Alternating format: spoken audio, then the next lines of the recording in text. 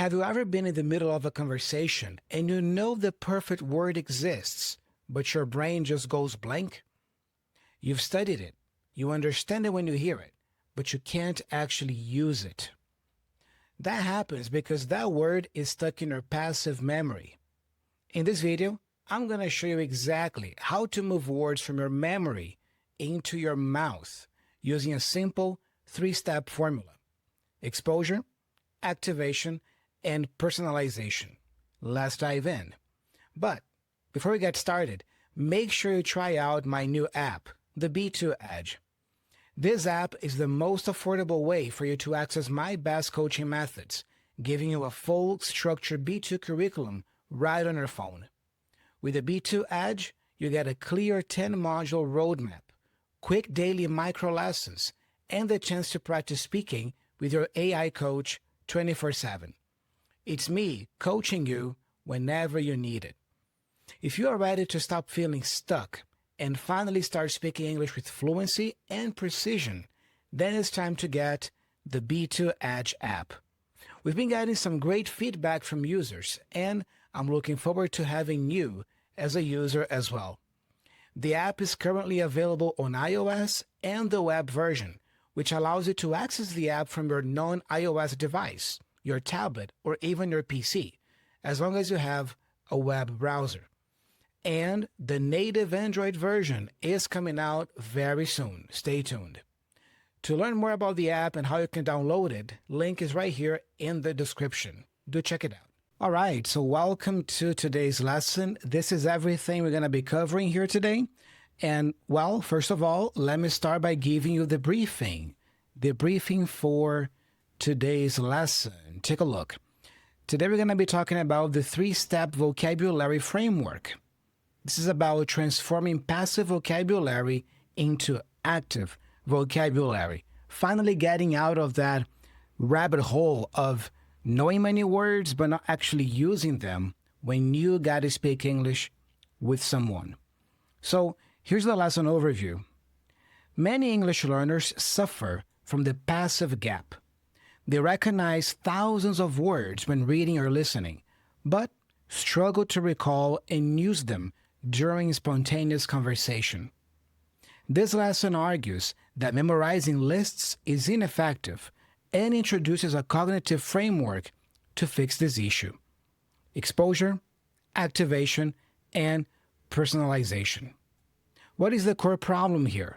Students often believe that seeing a word once or twice means they have learned it, when in reality, without active manipulation and personal connection, the brain categorizes these words as passive information, making them inaccessible during speech. So, today we're going to be talking about the three-step framework for you to start making your English vocabulary more active. First, we're going to talk about exposure, contextual input, then activation, deliberate manipulation of words, and then personalization, emotional connection to the words and expressions you encounter. This lesson is intended for intermediate and advanced English learners who recognize many words when they see them, but forget them when using English.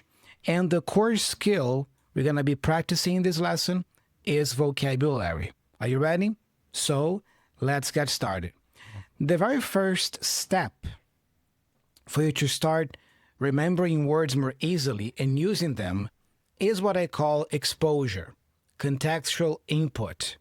Look, you can't learn words in isolation. In other words, you can't learn words just from lists. You need context. When you try to memorize lists of words, this is what you get. Exactly the situation.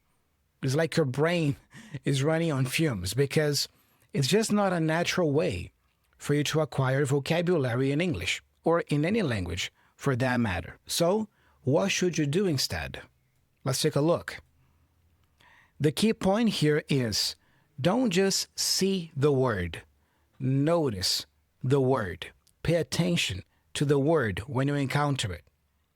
A big mistake that I see learners make is either ignoring new words or looking up every word that they don't know. Both are mistakes, okay? So if you read a book, for example, and you ignore all the unknown words there, you are not doing it right. On the other hand, if you are reading a book and you look up every single word that you don't know, you're also not doing it right. So, what is the fix? Only pick words you see repeated or that seem critical to the story, either if you're watching a movie, a TV show, or reading a book. So, if you see a word that is being used over and over and over, well, that is an indication that that word is important for that context. So, you gotta look it up. Or, if it's a word that seems important to whatever it is you are consuming, make sure you look it up.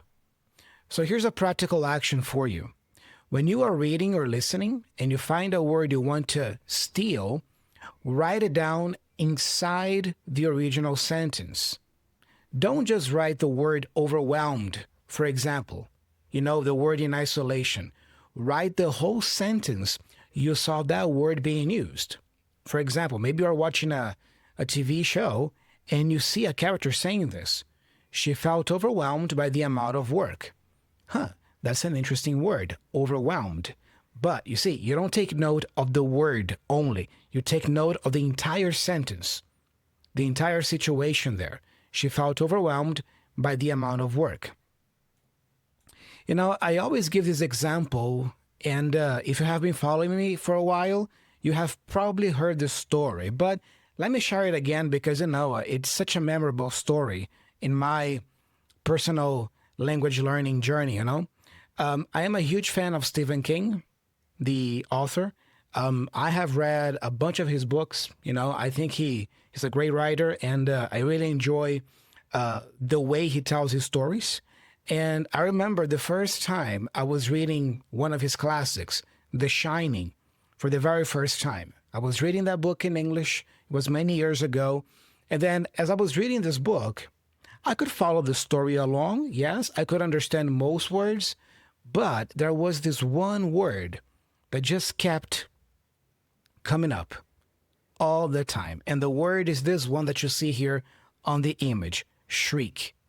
And that was exactly my reaction. This man's reaction here in the image, it was my reaction when I first saw that word. First of all, it caught my attention like, whoa, shriek. That's such a different word. But I remember that at first, I didn't really bother to look it up. So I just kept reading and reading and reading. But then I noticed that that word, shriek, just kept being repeated in the story over and over and over again. So it got to a point where I realized that, you know what? I better look up the meaning of shriek and know exactly what it means because, you know, I feel like I'm missing an important aspect of the story here by not knowing this word. So that's what I did. I looked up the meaning, I put the book down, and then I learned that the word shriek means to scream. You know, it's when you give that high-pitched, piercing scream, usually when you are very scared. Yeah? So once I learned the meaning of that word, the whole story started to make even more sense to me. And then the interesting thing is that I probably checked the meaning of that word when I was maybe in the middle of the book. So I kept reading the rest of the book, and that word kept coming up over and over again. But now I knew the meaning. So what's interesting is that by the time I had finished the book, I had been exposed to that one word so many times throughout my reading that I never forgot it. I never forgot the meaning of that word, and nowadays I feel perfectly comfortable using that word in a proper context. You see how interesting? So this is the power of context, you know, learning new vocabulary in context. I was reading a story and I wanted to understand the word so that I could understand the story. It wasn't just learning vocabulary for vocabulary's sake. And also, this personal anecdote of mine shows the importance of looking up the meaning of words that either catch your attention or that you see being repeated over and over and over again. Now, let me give you a couple of more examples of using context to help you figure out the meaning of new vocabulary. For example, here's a scene from Two and a Half Men. I love Two and a Half Men. It is one of my favorite sitcoms of all time. I love the humor in it. I love the sarcasm in it. But for example, look at this scene here.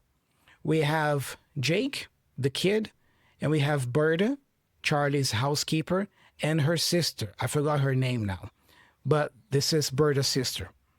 In this scene, I remember vividly, Jake wanted to grab a shrimp. You see in his hand here, this is a shrimp. He wanted to eat a shrimp. Berta said, no, don't eat it. Now is not the time to eat it. Her sister, on the other hand, said, oh, it's okay, he can have one. Eat it. So that was the context. That was the situation. And then they start going back and forth, like the sister saying, eat it.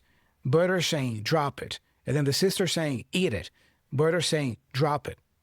But for example, let's look at this phrase, drop it. You don't really need to look up the meaning of this phrase in a dictionary to understand what it means in the context. Because Jake had the shrimp in hand. One person was telling him, eat it. Okay, I understand that, eat it. The other was saying, drop it. Okay, so drop it in this context probably means don't eat it, you know? Just leave the shrimp alone. You see? So just by observing the scene, you are able to understand the meaning of drop it in this case, in this context.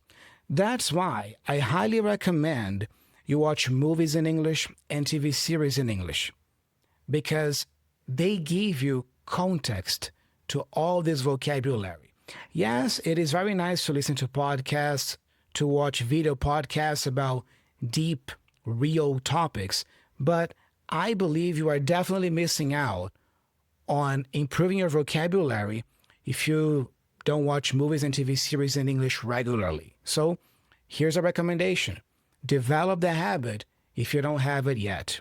Let me give you another example. This is from Breaking Bad, one of my favorite TV shows of all time. Look at this scene. Walt is saying, you got me.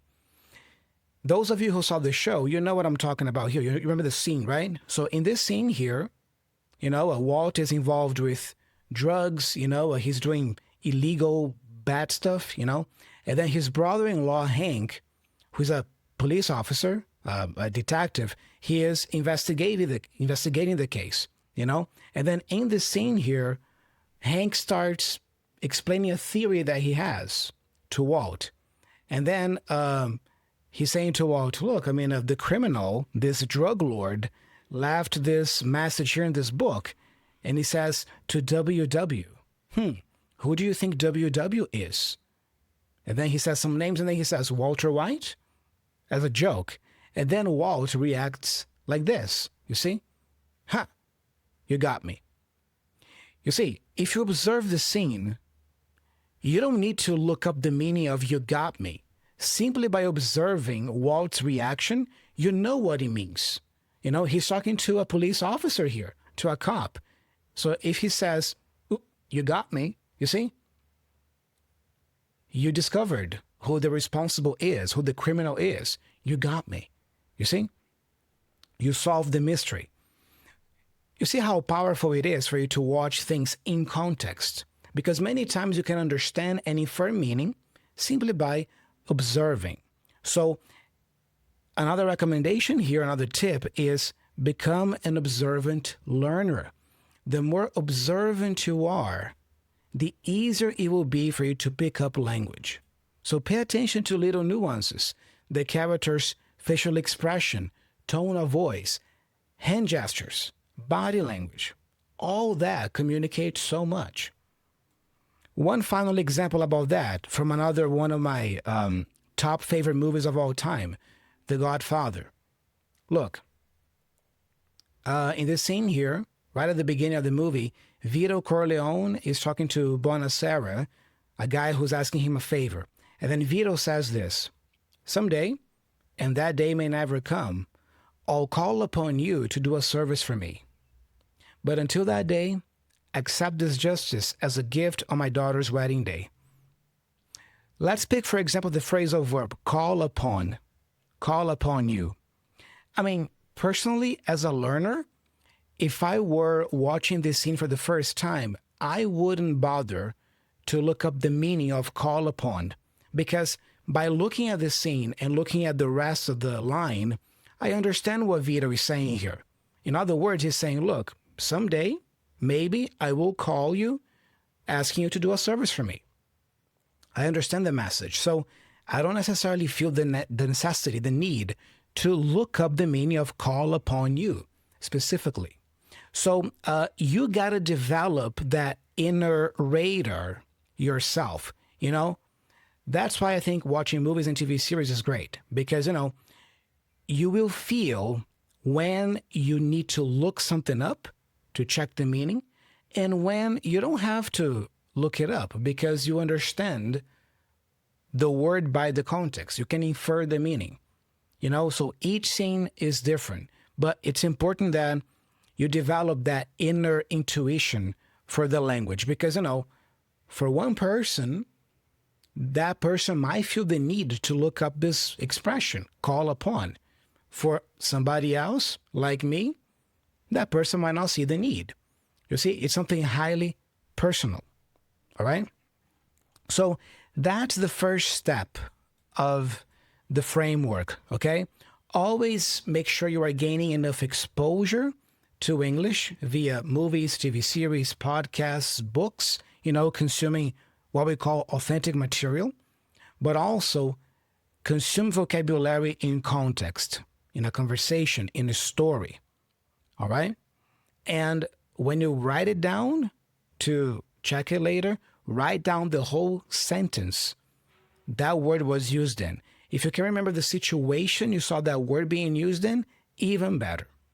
And be observant of little cues that are not verbal. Like I said, tone of voice, facial expressions, body language, okay?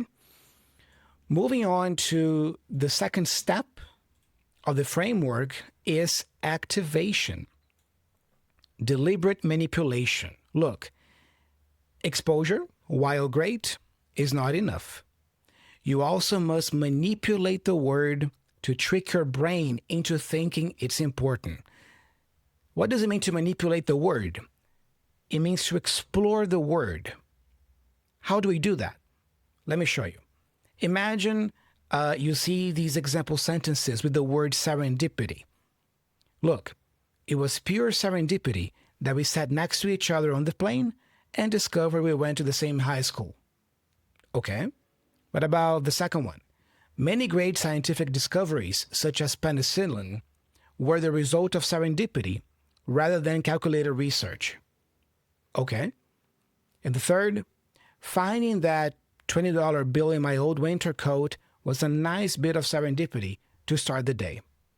Okay, we just saw the word serendipity, which is a different word, being used in 3 different contexts or sentences.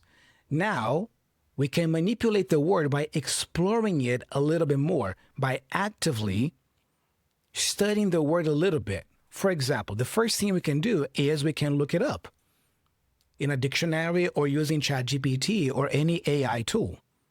Look, what does serendipity mean? It's a noun that means the occurrence and development of events by chance in a happy or beneficial way.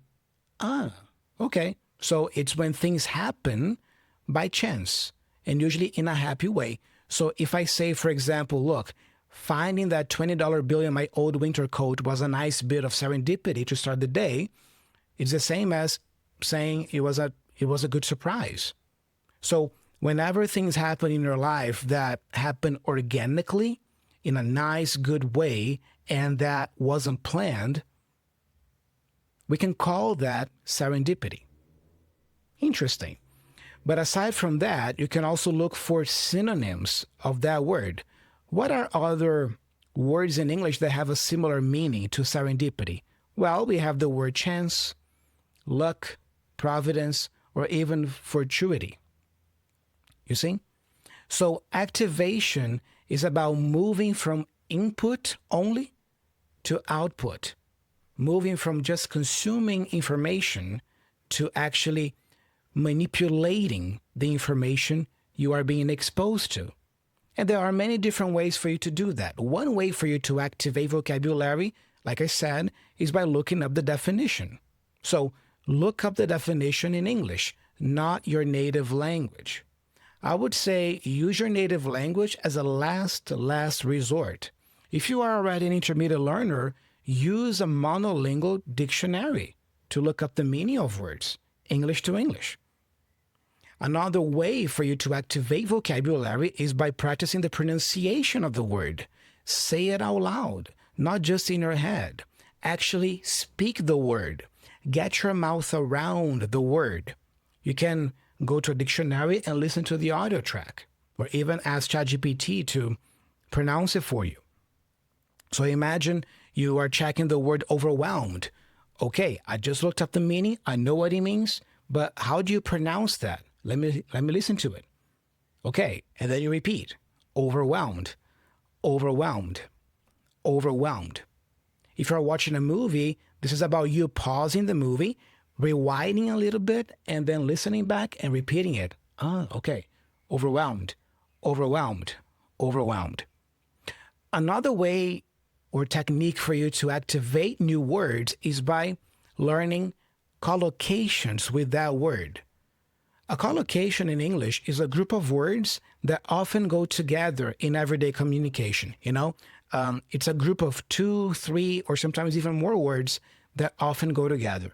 So you can ask yourself, okay, overwhelmed is an interesting word. I just practiced the sound of it by speaking it out loud. I just looked up the definition in my English to English dictionary. I just saw that word being used in example sentences. Now the next step is, what other words go with it? So with a little bit of research, you will know, for example, that we don't say make overwhelmed. That is a weird collocation. It doesn't exist. Make overwhelmed. But it is possible for you to say feel overwhelmed or even become overwhelmed. You see? So it's not just about learning the word itself, but also learning other words that you can use in combination with that word. And to help you with that, I can recommend this really great free tool, this free resource. It's a website called freecollocation.com. This is Oxford Collocation Dictionary for advanced English learners, and it's free. So for example, here is an example just to illustrate. Imagine you go to freecollocation.com and you type in the word work. You see, the website gives me all the other words, in this case, adjectives, that I can use in combination with work. All these words in bold collocate with work.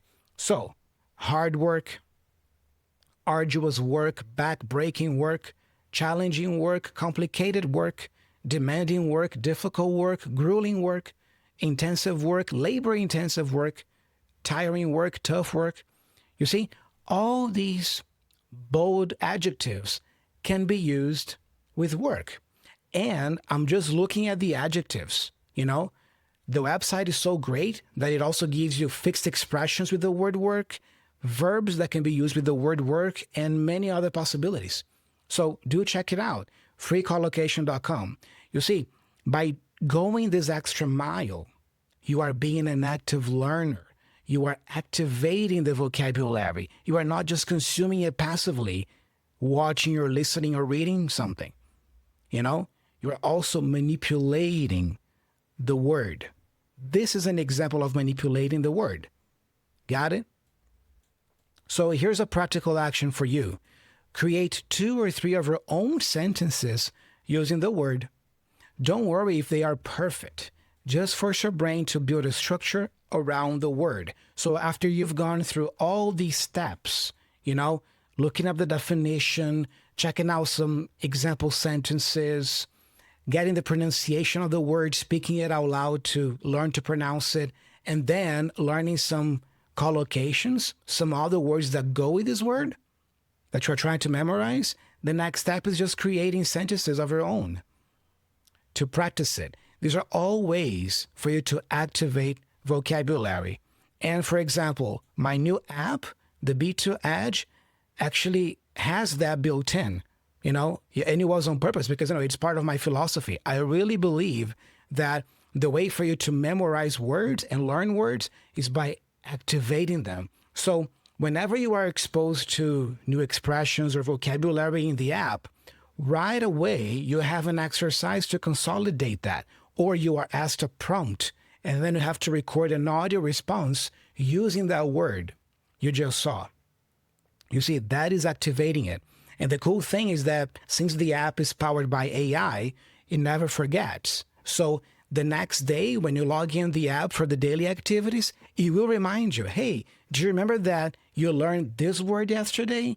Let's do a quick exercise to remember the meaning of that word. You see, it's that combination of constant exposure with activation. It's a beautiful dance that, when done regularly, improves your vocabulary, all right? But it doesn't stop here. So far we have discussed exposure and learning words in context. We have discussed activating the word by deliberately manipulating it through all these steps. But there's a third step to the framework, which is what I call personalization, emotional connection. You see, this is the most important step, I would say. And 90% of students miss this because brains discard information that isn't relevant to survival or to self. Look at this image here. Human beings are incredibly selfish individuals. And I say that just stating the facts. We are always worried about our own survival or our own benefit. So this phrase, this question encapsulates that very well. What's in it for me? So whenever you are exposed to a new piece of vocabulary in English, consciously or subconsciously, you are asking yourself, what's in it for me? How can I use this word in my job? How can I use this word when I travel? You see? So you got to create that personal emotional connection to the word. You got to make that vocabulary relevant to you and your life. Because if you don't, you will likely forget to use it. It might become part of your passive vocabulary. You recognize it, but you will never use it because you haven't made it yours. And you haven't brought it to your life. So look, if you connect the word that you are trying to memorize to a real memory, a real emotion, or a real person in your life even, the neural pathway becomes stronger. And you remember that word more easily, even when you have to use English. So here's a practical action. Take your word. Imagine you are focusing on the word overwhelmed. Okay. Make a sentence that is 100% true for you right now. For example, when creating your sentences, don't write generic sentences like this, for example. People get overwhelmed by work. If you write a sentence like that, your brain will likely forget it because it's not personal to you. It's not relevant. But what if you write something like this as an example sentence? I felt completely overwhelmed last Tuesday when I had to record 3 videos and my son was sick. You see? Now, the likelihood of my brain remembering this word is higher because I'm making it personal. I'm using this word to talk about a real situation that happened to me, and it's making me feel something. I felt completely overwhelmed. I had to record so many videos, and my son was sick. You see? So here's a little rule for you. When practicing new vocabulary and writing down sentences, if the sentence isn't true, don't write it. If the sentence isn't true for you, your job, your family, your hobbies, your life, don't write it. All right? So make sure you make the vocabulary personal. So, just to recap, this is the 3-step vocabulary framework that you have to follow in order to start moving words from just your passive vocabulary to your active vocabulary. Number 1, exposure. Always make sure you are being exposed to English enough, reading books, watching movies, listening to podcasts, listening to music, and focus on learning new vocabulary in context. If you want to take notes of a word, write down the whole sentence you saw that word being used. If you can write down even the situation or the scene in the movie you saw that word being used, even better. But then also, still on exposure, don't ignore new words, but don't be overwhelmed by them either. You don't have to look up every unknown word, but you want to look up the words that catch your attention the most, or the words that you notice are important to fully grasp the meaning of the material you are consuming. The second step is activation. Manipulate the vocabulary by being more active with it. Look up the definition. Say it out loud to practice pronouncing the word. Check collocations with that word. Learn new words that can be used with that word you are focusing on. And of course, write down sentences with it. Which connects to step number 3, personalization. Connect the new vocabulary, the new expression to your real life. So when creating your sentences, write about real stuff in your life. Write about your job, your family, your hobbies, your routine, but using that word. And again, my app, the B2 Edge, helps with this because the prompts and the questions are highly personalized. So it forces you to use the new grammar or even vocabulary you are practicing on that day to talk about things that are relevant to you in your life. This is how you really improve vocabulary. All right? So there you have it. These are the 3 steps of my vocabulary framework. Now, if you want to go a little bit deeper and practice this, I highly recommend you look up and check out this lesson here, which is a lesson that I did on the channel a while back. It's a C1 shadowing practice video, and I'm sure that you will encounter in this video a couple of nice different words that you don't know, so you can apply this 3-step framework to these new words that you're going to encounter here. So here's a recommendation for you. I'll also leave the link in the description of the video for you to watch it later, right after, So there you have it. This is our lesson for today. This is the way for you to start moving words from your passive vocabulary to your active vocabulary. I hope you found this lesson useful. I hope you enjoyed learning about this framework. Now it's up to you to start practicing it. If you want to start practicing it, leave me a comment down below the video, maybe with a different word that you learned in this lesson or someplace else, and write a sentence here in the comment section using that new word or expression. This is you activating the vocabulary, you see? And if it is a sentence about a real situation in your life, this is you personalizing the word for you and creating that emotional connection. Don't forget to download and check out my new app, the B2 Edge. Link in the description. Go to the page, learn more about it, and get it. I think it's going to help you tremendously. I'm super excited about this app. The first users are already enjoying it a lot, and, you are next now to try it and start seeing it for yourself. All right? Subscribe to the channel if you are new here, and if you want to keep having or seeing more lessons like this, and if you want to keep learning English and practicing some more, I highly recommend you check out this lesson right here. Yeah, right here. Next. To keep learning, okay? So I'm Thiago. I'm signing off. Thank you so much for your attention and for your time, and I'll be talking to you very soon. Bye-bye.